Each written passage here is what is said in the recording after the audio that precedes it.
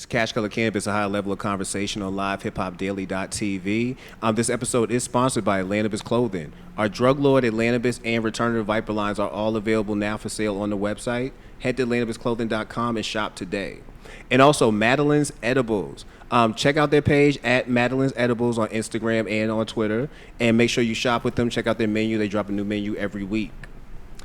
All right, so without further ado, I have a guest in the building. And I found out something new about her. Like, she definitely understands rap when we were discussing the unnecessary need for Young Miami sometimes on songs. I know. But I have a great guest. I have a guest in the building, Brittany Angelica. She is the founder of CannaBSpa. Yes. And you caught my interest on Instagram, and literally I said it even in my caption. Like, I saw the beard facial, and I was like, we need to discuss this. We need to discuss this. That looks calming and everything, man. Yes. So I had a chance to get in touch with you, and luckily we got you on the show. Yes, so I'm excited to be here. well, Thanks great. for having me. We're excited to have you too, and it's not going to take too long. It's not going to be painful. We're going to get through this interview. So before we get started, just let people know who you are and tell us what you do. I'm Brittany Angelica. I'm a licensed esthetician. I just founded the first CBD and hemp infused spa in the state of Georgia. So it's pretty much like facials, massages, skincare treatments, but all CBD and hemp infused. That's what's up. That's what's up, man. Yeah, it's a very interesting story. We're going to get into how all that started. And I know right now CannaB is your main focus, but you did start off being an esthetician. Speak to us about what led you into that path. Well, I always had a love for skincare. I originally went into school because I was trying to be a manager for a family-owned business. So we had a franchise that we originally owned, and in order for me to be a manager there, I had to get a esthetician's license. So I ended up going back into that, but it was something that I always wanted to do. So it gave me an opportunity to go back and get the esthetician license. So as soon as I finished that, CBD and hemp was kind of coming on to the scene around that time when I was in school. But back then, I didn't know that I wanted to do something all CBD until the idea came to me later on after I finished school. So I'm glad that how it worked out, but that was like the whole CBD, all CBD and hemp thing was not on my radar when I was finishing school. It was something that I knew I wanted to add on, but like the whole thing was just something that came about. How did it eventually catch your radar? Because of how popular it was becoming, and it wasn't a platform for it, so I felt like I could put myself in that space because people had a lot of questions. Yeah. It was brand new. They wanted to kind of understand what it can do for skincare and things like that, because people were still trying to understand what CBD and hemp can do because it's so related still to cannabis. So people still have a lot of questions, like, is it legal? Am I going to get high from it and things like that? It's like my number one question. So I definitely wanted to make a platform to where I could educate people about it on more of a beauty and skincare side. So that's when I came up with CannaB. Okay. Have you ever had a chance to personally use CBD, like in any way, shape, or form? Yeah. I first started using CBD and hemp like in 2017 when I was really suffering with anxiety and depression back then. And it was an alternative that I learned about back then from a local store. And that's how I was introduced to it. So I was already learning about it. It was already on my radar. It just wasn't until school, or right around the same time I was in school, was when it was becoming popular in skincare.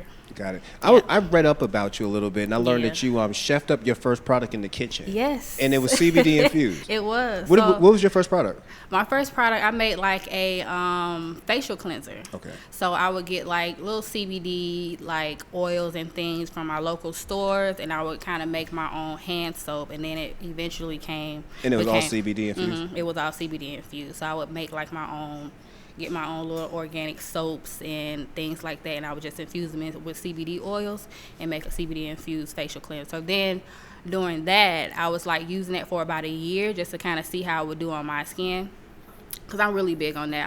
I'm not trying anything. If I haven't tried it yet, I'm not going to let my customers try it. Yeah. So that was really big for me. So I did that for about a year in my kitchen, where I was coming up with different ideas on how I could put it together, how I can infuse it, the smell and things like that. But it all turned out really well for my skin. So I was like, okay, this is something I can do, and then I can, educate people along the way. Who else did you use for guinea pigs? Like, I know it wasn't just yourself. Like, who else had to force themselves to have to use this product? Definitely my family. Yeah. I was like, y'all need to try this.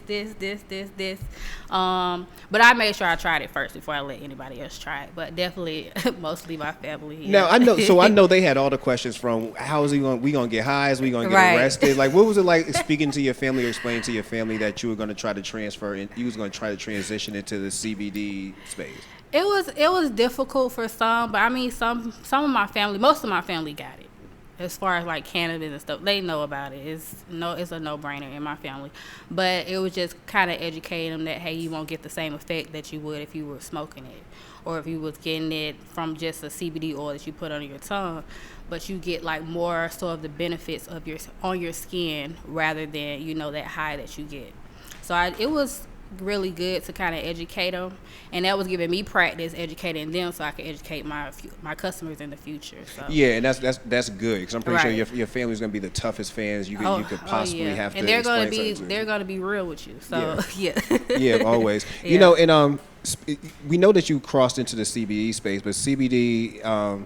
You know, THC is actually the most popular one. Right. You know, we haven't got it legally here in Georgia yet, but it's definitely the most popular one. Exactly. Have you ever dabbled into the THC side of things? Like, have you ever experienced of course. cannabis? Yes, of course. That was the first thing I was dipping inside of was the THC. Look, you know, I gotta ask these questions. Yes, the THC was kind of like the first thing that I kind of, you know, tried out with the CBD, kind of having like CBD with the THC in it. Yeah.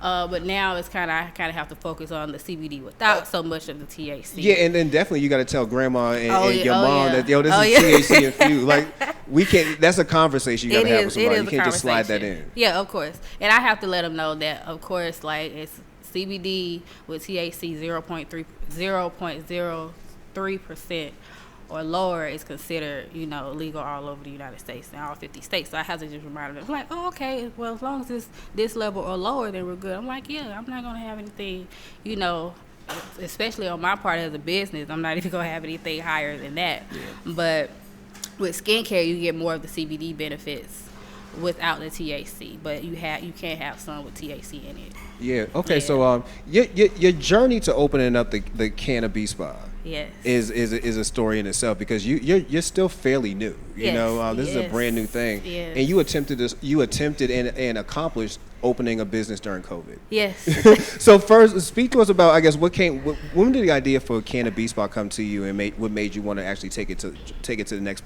next part of the transition, which is bringing it to life?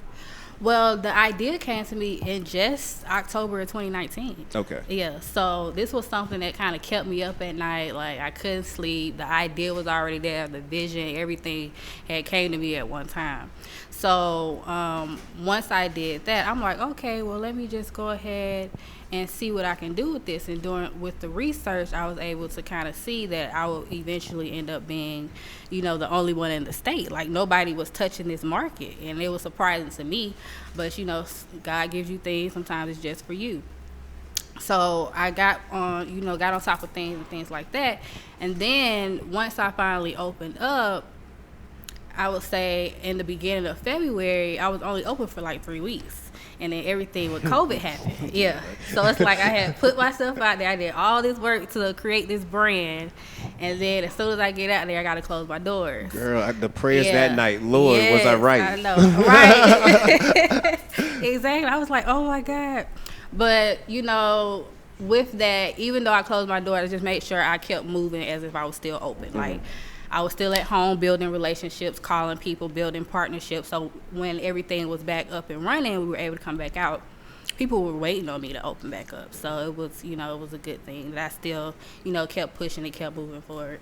Yeah, you know, and it still had to be a hard journey to go through. You know, COVID was something that kind of swept through. And to this moment, people don't fully understand the ability of the virus, right, nor the full impact that it can have on businesses. Oh, yeah. So to deal with that through the February, through the Marches, through the Aprils, when you're watching government money come down, you're watching people have to shut down names you've heard of for your whole entire life. Mm-hmm. Was there any kind of fear as you was going through that process of trying to keep your business up? Absolutely, because I had put everything into creating something, and then once that happened, like I had nothing, like no money I was literally moving on faith. Yeah. Like, I could have just been like, okay, let me just wait. I can just go ahead and just wait until next year when everything gets back up. But, like, I literally was like, okay, I just have to keep pushing. And, you know, I just kept doing the work, and it eventually worked out for me. Yeah, and it definitely worked out for you. Yeah. What advice would you give to somebody who, like yourself, had to manage and navigate a business through COVID as well? Like, what would you speak to them about as far as, like, just making sure they persevere and staying strong? I would say just don't give up. Just make sure that you keep pushing for your dreams. Make sure that you are passionate about what you're doing. That's number one. Make sure that no matter what, that you believe in what you're putting out there for people, you know, to gravitate towards. You have to make sure that you believe in your brand, and then everything else will work out for itself as long as you do the work. Yeah. What does entrepreneur mean to you? Because I know that you had mentioned that you were an entrepreneur, but I think people kind of misunderstand what that actually means. And I think you hit on it when you said faith. You know, the biggest part of being an entrepreneur is having faith enough to keep pushing through. You have to, and that's something that can't be taught. It's like you either gonna go out there on faith or you're not. So that's something I definitely had to learn as an entrepreneur. It's like, this is something I believe in, and the only way that I'm going to have other people believe in my vision is I go out there and I do it, and I show people that you can do it no matter the circumstances. So, you know, you just make sure as an entrepreneur that you just keep pushing forward, and you do what you have to do to make sure you bring that vision to life. Yeah. Now you have some. Now we're going to circle into the CannaBSpa. Yeah. You have some dope services. You know, like I mentioned, you got the beard CBD facial that I'm definitely going to experience one day. Yes. But speak to us about some of the services that you actually provide at your location. The services that I provide, I have like a CannaBSpa experience. So that's like 3 of my services in one that you're able to get at a discounted price. So like you can just get like your facial, just a mask, come in for like your hydrogelly, and like you can add like a high frequency or a dermaplaning or a beard treatment if you're a man. So you just get 3 different services but for a special price. And then I have like my high frequencies. I'm putting on like chemical peels. I'm getting a massage therapist who's going to eventually come on and give like CBD massages and things like that. So I have a lot of things, you know, like on board that I'm bringing as far as my services and things like that. But definitely that, and some more, I would say more cosmetic, like waxing and things like that. So, like with CBD? Yes. CBD waxing. That's yes. Yes. She said for real. All CBD infused. Yep. That's crazy. You know, and speaking of, like I say, the beard facial thing look dope. You know what I'm saying? Like I'm just watching you go through the process of all that, and I'm definitely want to. Yeah. Like people don't know how much CBD works. Like it's literally like a miracle in a bottle as far as skincare. So as far as like let's say through your processes, like say with the beard facial, like how would that actually help out like facial hair? It helps with growth. So it helps for like fuller beards. It helps to hydrate and moisturize. So like any like scars or like razor burns or anything like that, it helps to kind of smooth those areas out.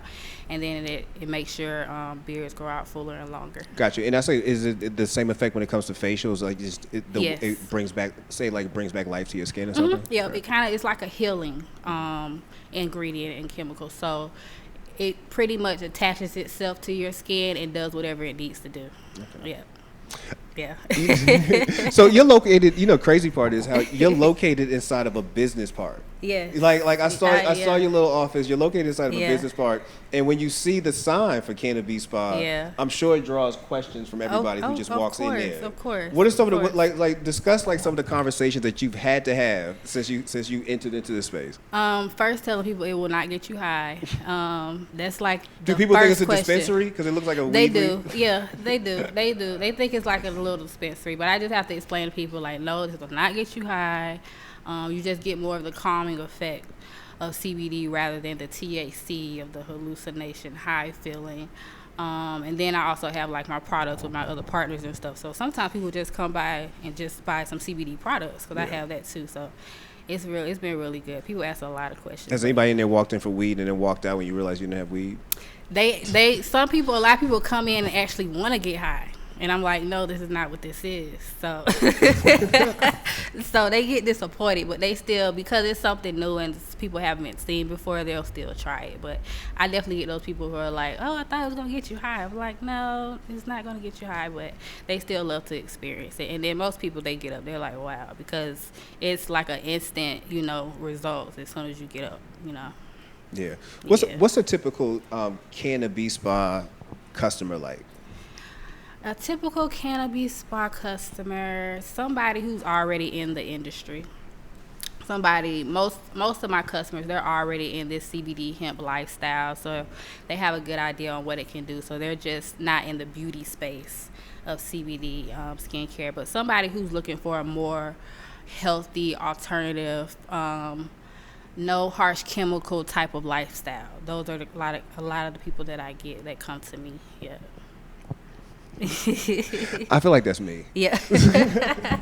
I mean, that's the way to go right now. Yeah, that's the way to go. I fit the range. Yeah. I'm very amazed by how you're doing this. Yeah. Again, it's such a short space, and you're in a space such as Georgia where Right. CBD and CBD, hemp, THC, they're all things that's been here, but it's still a conversation that hasn't been actually had. Right. So when you step out and try to actually open up a business, that you open yourself up to so many other problems. Right, and especially when you're brand new. Yeah.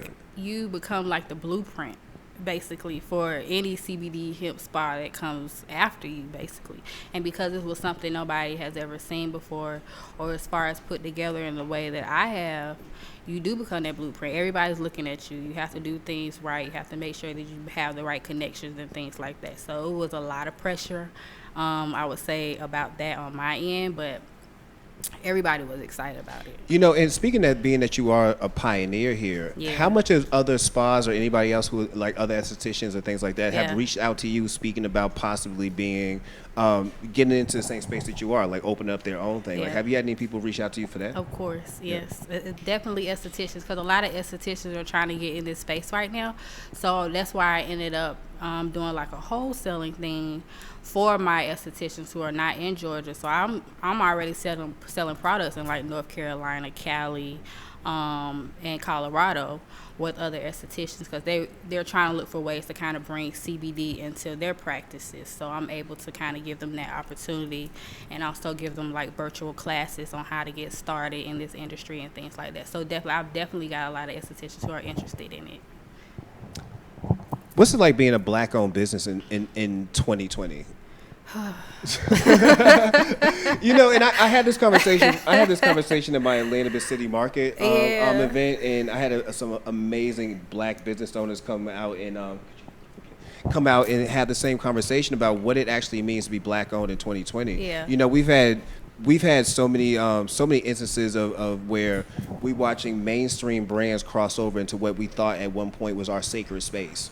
Where you're celebrating now Juneteenth, and they're pushing black-owned businesses and pushing for black-owned people in the C-suites. Right. What is it like for you to be a black-owned business right now? Like you're clearly being courted, but do you feel like all of it is honest? Yes, you have to. Well, I would say with any black-owned business, do your research. It's just, I don't know what it is with black-owned business, but they want to know what you're talking about, and you have to be very educated on what you're talking about and the brand that you bring out to the people. So I'm always telling people to make sure that you are educating yourself on what you're trying to do, and that you're educating your customers on your brand and things like that, just so they can see the vision as much as you do. Yeah, I feel like we're super tough on black businesses, though. You know what I mean? And I mean we as black people. Like, you know what I'm saying? We're super tough on black businesses. Some of the things that we require of black businesses, we would never think about asking from a white-owned business. Serious. You would never think about, no matter how small it is. But I really want black-owned businesses to get to a place where we're not so much criticizing each other, but kind of helping each other in business, I would say. Because we're so quick to, kind of, get upset or, criticize something about a business or what they're not doing or what they're not good at, instead of like educating somebody. So I feel like as black-owned businesses, we should definitely put ourselves in a position where we can help each other more. Yeah, and some of that comes from the fact that there was so few of us in the first place. You know what I mean? Yeah. So like even to this moment, like one of the things I kind of shy away from is ever using the term first. You know, Right. I think that's almost like the worst thing to Right. put on yourself, saying Right. that I'm the first of, or I'm Right. this, that, and the third. Right. 9 times out of 10, people who are the first try their hardest to hold on to that. You know what I'm saying? Meaning they don't leave a Yes. lot of space for the second, third, and fourth. Right, right. And I feel like, you know, right now we're in a space where, again, we're seeing more emphasis being put on black business. So you're seeing more black businesses not only open, but more black businesses you're paying attention to. Yeah, yeah. So we have to definitely move away from the let's criticize part and realize that now we have more people. Exactly. You know what I'm saying? And some are Exactly. gonna be good, some are gonna be bad. Now you have to Right. treat it just like business. Right. It's just black owned. Right. You know exactly, what I mean? Exactly. I definitely agree with that because, you know, it's especially when you're in this space that I'm in and being a black woman and being one of the first. Some people mad.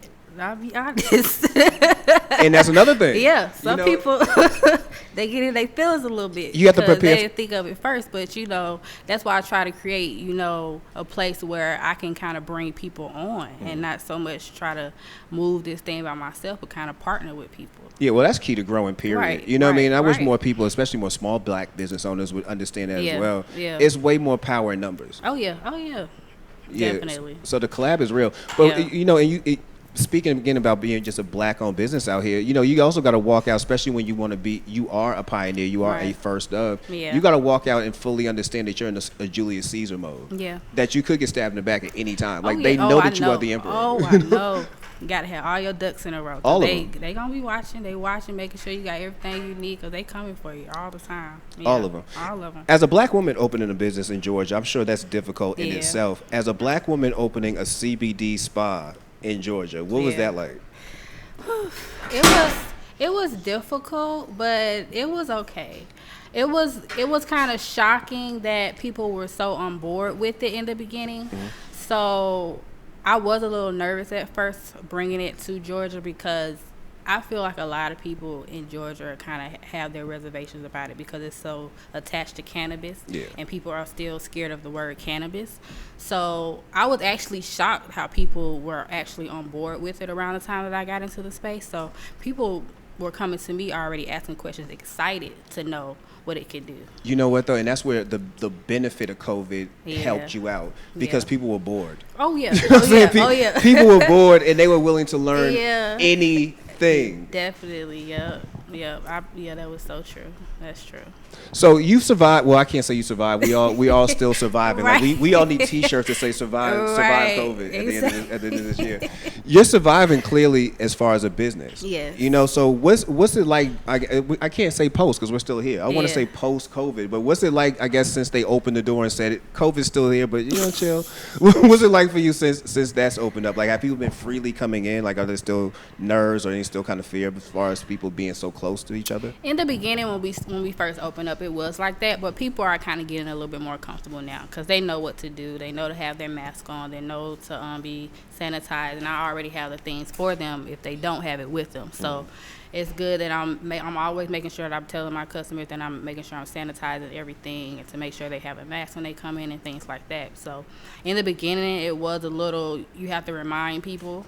But after You got to remind people in Georgia. Yeah, you gotta remind people that COVID is still out there, surprisingly. Yeah. But now people are kind of getting it, so it's gotten a lot better with that. So yeah. Yeah, you gotta remind people in Georgia, and I say that all the time. When I was in Boston, it was almost like if you didn't have a mask, they looking at you like you crazy. Like we Yeah. have this shit together. Right, It's when I right. came back to Georgia, it was like, Yeah. I don't know, dog, what you doing? Yeah, you gotta make sure they know what they doing because if I gotta shut down, then I'm gonna have a problem. I feel you. Look, I was Right. I was in an Uber recently, and I know they had a big sign that said mask on, and my driver had Nan mask Oh on. my gosh, yeah. See. Yeah, you gotta remind yourself you're in the Yeah, land of you the have free to. down I here. know. Exactly. Like they don't care. Land of the free down here, man. Have you know we're in a election season right now. We're 3 Yes. weeks away from having to Yes. elect in a president and also senators and all this, man. Has being that you're now a business owner, Mm-hmm. has you being a business owner played any role into how you feel like voting or thinking about voting? Not necessarily. I feel like I would still vote the same way as I would if I wasn't a business owner. I just make it my business to make sure that now that I have a platform to let other people know how important it is to make sure that you go out there and vote. Yeah. No matter how long the line is, just, get out there and try to make a difference and make sure that if you're not going to vote, that you're not out here complaining, but to make sure that I'm letting people know how important it is that I have now that I have a platform. Let me tell you, I've known who I was going to vote for a minute. If we're talking about a presidential election, I've known for a fact who I was going to vote for a while. Right. But it was grilled in my head when COVID started. Especially, matter of fact, I can give you an example of even today. Yeah. I have to mail off packages because I have, we do the shirts. Right. So I'm in the post office, and if you understand what the post office look like right now. Yeah. There's no way. Matter of fact, every time I walk in the post office, I make it a point to yell that out loud. Right. You know what I'm saying? I was in there today, had to drop off these packages. Right. Luckily, there was self-service, but still the line was down the parking lot. Yeah, I love to see it. And as I walked out, I yelled, Yeah. if y'all vote for this man, this is on y'all. This is on y'all. Right. Don't ever vote for somebody who can decide to do this. Yes, exactly. Yeah, I love to see it. The long lines, I'm happy to see it. Yeah, so I'm definitely making sure that I put that out there, that it's so important. And that you can make a change through voting. Do not complain if you are not voting. So, I think I love the energy right now for voting is amazing. It is. And I think and definitely the fact that Donald Trump is running or he's involved helps. Right. But I look up every day and I think to myself how after November 4th, you could wake up with a Democratic Congress, Senate, House, and president. Yes. And if you don't wake up with a president, you waking up with a president who had to wake up to a Democratic Senate and a Democratic House. Like he had to wake up to that too. Yes, exactly. Yeah, it's an exciting time right now to watch all this happen. It's exciting. It's so exciting. Did you watch any of the debates? I did. I watched both of them. How'd you feel? I tried to watch Trump's, but I was more it was like watching you ever been to I'm gonna use a terrible stereotype, but I was gonna say, have you ever been in school and they had one of them classrooms where nobody else can go to? It was almost like all the kids who everybody hated being around. It was like watching a group of them. Yeah. You know what I'm saying? It was like being forced to sit into this room for an hour and watch this happen. Yes. I thought Kamala and Mike Pence's was a lot better, even though Mike Pence is just a baby Trump. It was like we already knew how that energy in the room was gonna be anyway. I was concerned for Kamala for real. You know what I mean? Because I know that she has a lot she has to battle against. Like I tell people, the stuff you're learning about her isn't brand new. Like there's a reason why you would never got close to being a president. Right. Like people who are vice presidents, there are reasons why they never got close. Right. You know what I'm saying? Right. So even the stuff you learn about Biden now, it's not new. This is reasons why you were never even in the running for it. Right. But I thought that some of the stuff that could backfire on her, especially her being so proud of her legal history. Right. You can't run that back in real quick. Yeah, exactly. It's one of those situations where you really got to run in the room and hold your nose about it. Yeah. So but I thought she held her own when he attempted to bring that up. She did. She held her own, definitely. She did it well, classy. So I'm very proud of her. I feel like she's good. Yeah, I'm rooting for her. I would have never voted for her, but again, I would have never voted for Joe Biden as any other time in my life as a president. I would have never. I am 40 years old. I've had the chance. I've had a chance at least once in my life to do that, and I said, nah, dog, I ain't doing that. I don't even know this man. I said, nah, I'm not doing this. Right. But here we are in 2020, and I'm like, bro, there is no chance I'm walking into a post office again. When it's looking like that. Ain't no chance. I'm telling you. I believe that, but it's crazy out here. It's just so crazy. And I'm not going to say, who I'm going to vote for. I'm pretty sure y'all have an idea of who I'm going to vote for. But let's steer off politics for a second. Yes. When we first opened up and y'all called us, we were talking about music, and I made it known that I felt like Young Miami ruined songs. Yeah. Like, what is some of the music you listen to right now? I like Meg Thee Stallion. I love Cardi B. As far as like female artists, I love Jay-Z. I love Nas. Some of the people who are not really making music right now, but I love like listening to like a lot of music back in the day, like Ice Cube. So you love our playlist when I was playing. All right, cool. Yeah. Applause me. You love my playlist. And I love a lot of 80s hip hop. Okay. Yes, I love a lot of 80s hip hop. I don't know I feel like, especially on like West Coast 80s. Yeah. Do you feel like rapping every once in a while? Yeah, I feel like have you watched 40-Year-Old Virgin on Netflix yet? Yes. I feel like everybody raps at one point and feels like they could. You know what I mean? Like I feel like everybody can actually do that. We try. I mean, I might have tried a little bit when I was younger, but it wasn't for me. Y'all formed a group and everything. Yeah. Yo, you know what?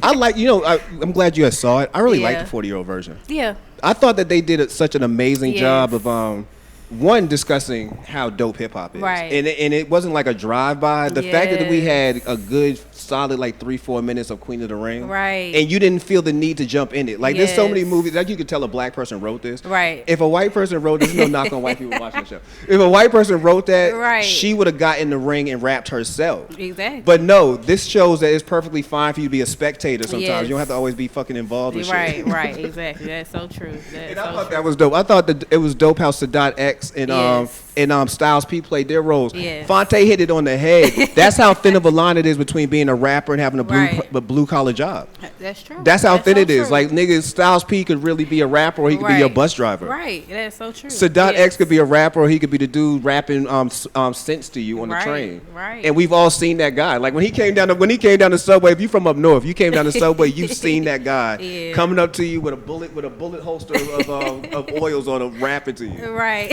I thought it was dope. Yeah, I definitely applaud that movie, man. It was dope. It was really dope. Yeah. So it didn't make you walk away and want to be a rapper?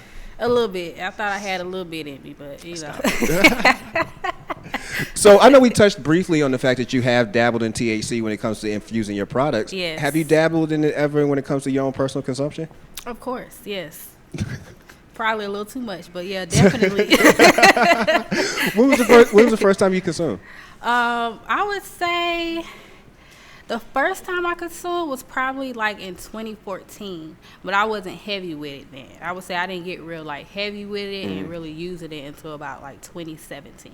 Now that's good. So you missed the era of really good Reggie. So you moved into like decent mid to almost really high grade. Right. Good. At least you started off at a good place. Exactly.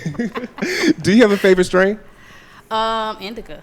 So you're an indica person. Yeah, I love indica. I feel like I'm the last sativa person on earth, Really? dog. Yeah, I might be the last sativa person on earth. Really?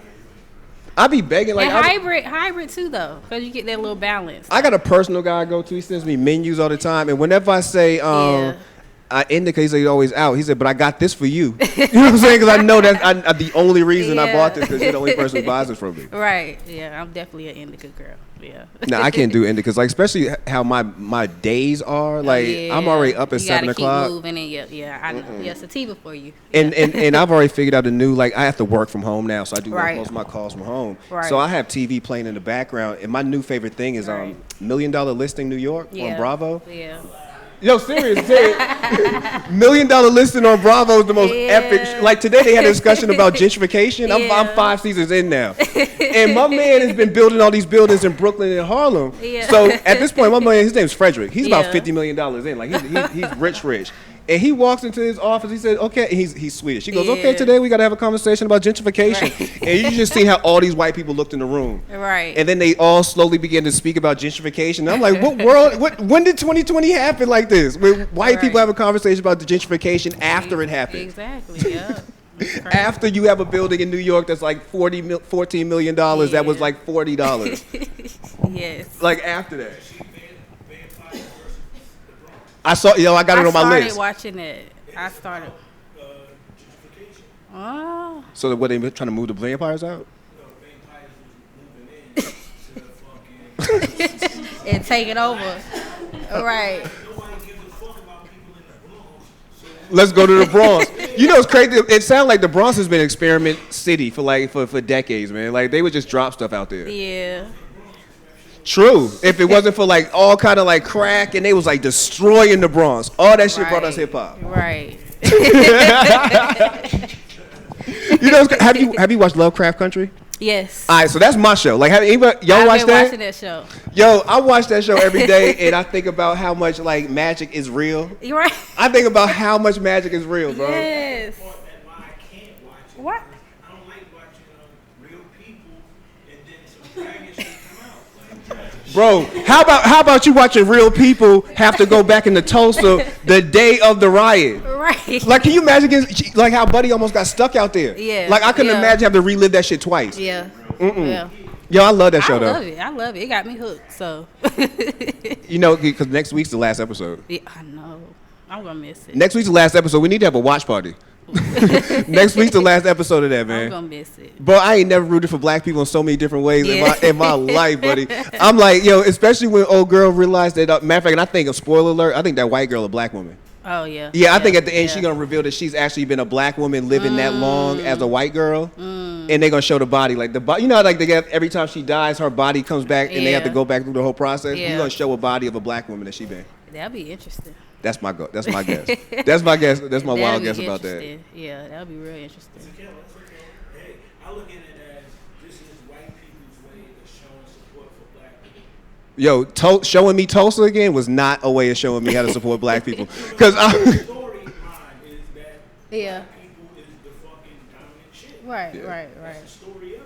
But overall, you know, it's crazy how Right. it resonated with me overall, especially if you have a family like who was rooted in the South and then you grew up north. I've heard stories about the green books and where you could drive, and my mama being a maid in Springfield and telling me about Pittsfield and all these areas they talking about in here about how you Yeah. couldn't be here past a certain time. Oh wow. Yeah, that's real. Oh wow. Yeah, all that was true, honestly. That's what I felt about that Tulsa episode. When they Yeah. pulled that in, that blew my whole entire high. Because this is now 10 minutes of you knowing what's about to happen. Knowing that a group of white people are going to come in here out the Yes. blue and Yes. burn this whole bitch down. Yep. That is just sad. Like, when they shot that was- kid, I don't know if y'all seen it yet. When they shot that kid, I was like, Like, I almost had to doing turn. it, right. I don't care, man. Y'all need to see it's Tuesday. What the fuck? Right. It's Tuesday, man. Like, come on. It's a good show. I can see if it was Sunday night. It's Tuesday. Y'all It's seen good. it. It's a good show. Y'all seen this, man. Yes. So, CannaBSpa, is there any chance, and you spoke about that you used to work for a family-owned franchise. Yes. Is there every chance that you think that we could see a franchise of CannaBSpas? Oh, of course. That's the plan. Mm-hmm. The plan is to expand, get out there outside of just Georgia. Definitely trying to work on kind of doing like a little tour thing, trying to get my name out there.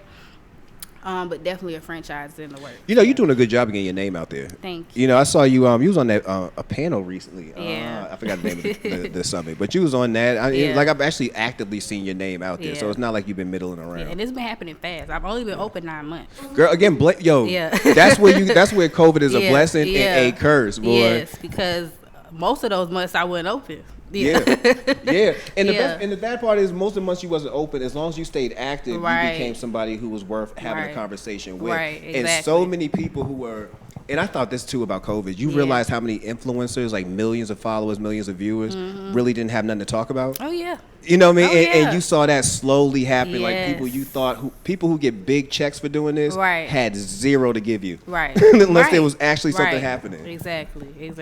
Yeah. So take advantage of that. And you took great advantage Definitely, of I'm it. taking full advantage. So I do want to. I'd love to see if we could partner up on something. I'd love to Yes, see if we could possibly definitely. swing somebody there. Yeah. Is there any way we could work with y'all as far as gifting one of our audience listeners with a chance to have a spa with you one day? Yes, definitely. So I definitely want to make sure that I kind of get outside of just my location. So I'm definitely looking to kind of, tour around the city, to eventually tour in other states and things like that, Yeah. to kind of pick up. Could you do it mobily? Like, could you actually just pull up and come do everything? Yeah, I could just fold my bed up, bring it somewhere else. Look, don't let me start I having know. ideas. I'm thinking about a pop up here. Oh yeah, definitely. I Having would a- love to do a pop A up. cash color can of beef spa Right. pop up up at the studio, Get man. some facials done. Yeah. Oh, there's relaxation all day. Yes, exactly. People falling asleep in the studio. Right. Yeah, I definitely see it. Yep. Well, that's something we could definitely discuss about, man. Yes.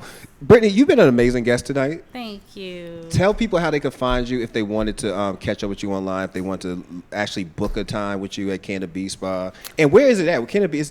It's outside the perimeter? It's in Tucker, so Tucker. it's kind of like we're right by North Lake Mall, Yeah. directly by North Lake Mall. They So definitely north got end of questions out Atlanta, there when they yeah. walk by your store. Oh, when they walk by their definitely. shop, they got all the questions. Definitely, yeah. So it's literally across the street from North Lake Mall, like the north end of Atlanta. So you can find me at www.CannaBSkinspa.com, and that's where you can book. And then my Instagram is skincare_CannaB. You're lit. I appreciate you coming through Thank tonight. you. You gonna hang out with us and partake in Yes, of course. edibles and everything? I love the vibe here. Appreciate it. We love you too. So that's Cash Color Cannabis, a high level of conversation, sponsored by Atlantis Clothing and Madeline's Edibles. Wow.